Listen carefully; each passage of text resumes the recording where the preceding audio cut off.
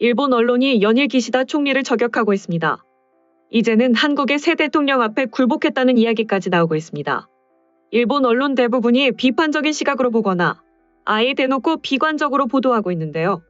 어떤 일인지 살펴보겠습니다. 윤석열 대통령 당선인이 일제강점기 강제동원 노동자 배상 판결과 관련해 피고인 일본 기업의 자산 매각은 바람직하지 않다는 견해를 분명히 밝혀야 한다고 일본 유력 매체가 주장했습니다. 기시다 총리의 태도를 본격적으로 비판하고 나선 겁니다. 일본 아사히 신문은 12일 사설에서 윤 당선인이 징용 및 위안부 등 역사 문제와 안보 경제 관련 한일 현안의 포괄적 해결을 공약한 것을 언급하며 일본 정부가 가장 경계하는 것은 한국 법원에서 배상 명령을 받은 일본 기업 자산의 현금화 조치라고 했습니다. 이어 윤 당선인은 우선 현금화는 바람직하지 않다는 새 정부의 생각을 명시해야 한다며 아울러 일본 정부와의 새로운 교섭 태세를 서둘러 정비해줬으면 한다고 당부했습니다. 아사히는 일본 정부에서도 한국과의 대화를 쇄신하기 위한 유연성이 요구된다며 한국의 정권 교체를 대립의 종집으로 찍는 계기로 삼아야 한다고 덧붙였습니다. 그간 일본 정부는 한일 역사 갈등 현안에 대해 일본 측이 수용할 수 있는 해결책을 한국 측이 제시해야 한다는 경직된 자세를 고수해왔습니다. 일본 정부 대변인 마스노 히로카즈 관방장관은 지난 10일 열린 정례 기자회견에서 한일 관계를 건전하게 되돌릴 수 있도록 일본의 일관된 입장에 근거해 한국 측의 적절한 대응을 요구해 나간다는 생각에는 변함이 없다고 밝혔습니다. 아사히 신문은 또 윤 당선인의 대북 정책에 대해 강경 일변도로는 긴장을 고조하는 결과만 초래한다는 과거의 교훈을 배워야 한다며 유연성 있는 대응을 강조했습니다. 도쿄신문 역시 이날 사설을 통해 한일 양국 간에는 징용 및 위안부 등 역사 문제로 정상 간 의사소통이 마음대로 안 되는 상황이 오래 지속됐다고 말했는데요. 이어 한국에서의 정권 교체는 관계 개선의 혹이라고 보도했습니다. 도쿄신문은 기시다 후미오 총리에게는 원칙을 중시하면서도 유연한 외교 자세로 한국의 새 대통령과 마주할 것을 요구하고 싶다고 했습니다. 윤 당선인의 대북 정책에 대해서는 북한에는 힘으로 대항할 것이 아니라 어디까지나 대화를 기조로 삼아야 한다고 조언했습니다. 한편 기시다 후미오 총리는 지난 10일 윤 당선인의 당선에 환영의 뜻을 밝히며 한일 관계에 대해 지역과 세계의 평화와 안정, 번영에서 건전한 한일 관계는 불가결하다면서 1965년 국교 정상화 이후 쌓아온 한일 우호 협력 관계를 기반으로 한일 관계를 발전시켜 나갈 필요가 있다고 전했습니다. 이에 대해 전문가들은 일본 언론들은 총리의 온화한 태도를 한국에 굴복했다고 보고 있으며 이대로는 한국의 속국이 되어 일본의 역사가 끝난다고 극우 언론들은 보고 있다며 한국에게 강경하게 대응하는 것만이 외교라고 생각하고 온화한 태도를 넘지 말아야 할 선을 넘었다고 보도할 정도니 일본의 외교 및 정치 수준이 어디인지 알 수 있다고 말했습니다. 다음은 해당 소식을 접한 일본 네티즌들의 반응입니다. 상하도 좌우도 관계없다. 한 번 정한 국가 간의 약속 사항을 준수할 수 없는 상대와는 마주 대하는 의미도 필요도 없다.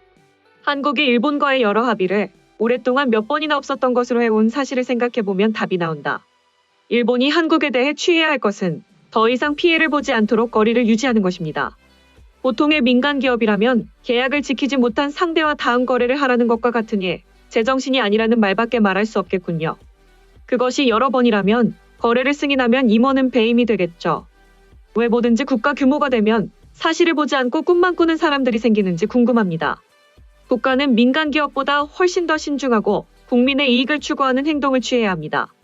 일본이든 한국이든 위아래 상관하지 말아야 하고요. 필자가 말하는 서로를 대등하게 존중해준 대화가 가능하면 한일도 대화가 성립될 것입니다.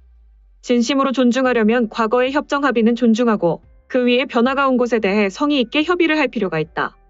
일방적으로 위안부 합의를 훼손하거나 한일 청구권 협정으로 해결했을 개인 청구를 들쑤시거나 심지어 협정에 따른 협의나 제3국 조정까지 무시하는 일은 결코 있어서는 안 된다. 일본 정부가 거품 경제 이후 계속 실정을 했기 때문에 아무리 국가가 통계 조작을 해서 은폐하려 해도 평균 임금 등에서 한국에 밀린 것은 엄연한 사실입니다. 정치가 고급 관료가 이권 우선의 생각을 회개하고 GDP의 6할 이상을 차지하는 개인 소비를 늘리는 정책을 실행하지 않으면 일본의 쇠퇴는 멈추지 않을 거라고 생각합니다. 기사에 나오는 각종 분석에 대해서는 대체로 수긍할 수 있지만 이 나라와 관계 개선이 가능할 거라는 것에는 동의할 수 없다.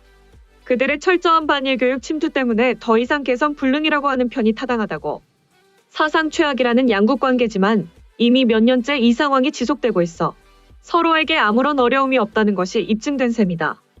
새 정부가 무엇을 어떻게 포장해 관계 개선에 나서든 어차피 그것은 일시적인 것에 불과하며 어차피 비교적 이른 시일 내에 반일 카드를 꺼내지 않을 수 없게 될 것은 뻔하다.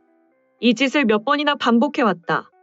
한국 내에서 반일 교육의 부정과 함께 수정부터 시작해야 한일 관계가 개선될 가능성이 그나마 생길 것이다. 당장 착수했다고 해서 국민 대다수의 주입, 침투된 반일 교육의 성과는 이미 무시무시하고 더욱이 일본 증오의 심리가 고착된 지금 우리 국민의 인식도 바뀔 수는 없으며 적어도 앞으로 반세기 이상은 현 상태로 이어지겠지. 그걸 잊고 매번 똑같은 말을 반복하는 그런 나라니 이를 알 턱이 없다. 길게 기사를 쓰고는 있지만 본질은 파악하지 못한 것 같네. 상하 관계란 문제가 아니다. 단지 마운트 잡고 싶은 것으로 밖에 들리지 않고 결국 근본적인 개선이 없으면 미래는 없는 것이나 다름없다는 건 확실하다. 우선 위증된 현일 교육을 걷어들이고 국가 간 조약의 무게를 공부해야 한다. 서로 확실한 증거를 가지고 ICJ에서 결착을 지어야 하는데 한국은 거기에 응하기는커녕 한국 국내라고 하는 좁은 범위에서만 해결하려고 한다. 더 늦기 전에 재판 판단이 전혀 의미가 없다는 걸 알아야 한다.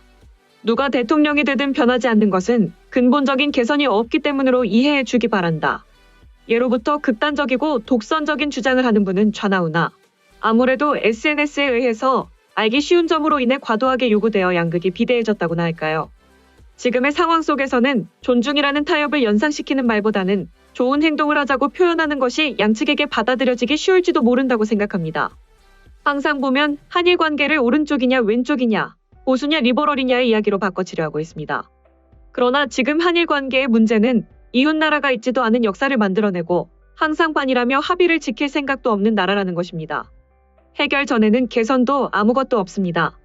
유독 외화 부족이 초래하는 채무 불이행에 의한 디폴트의 위기 해결을 양자택일의 극단 지향에서 탈피할 길을 생각하는 단계가 아니라고 생각한다.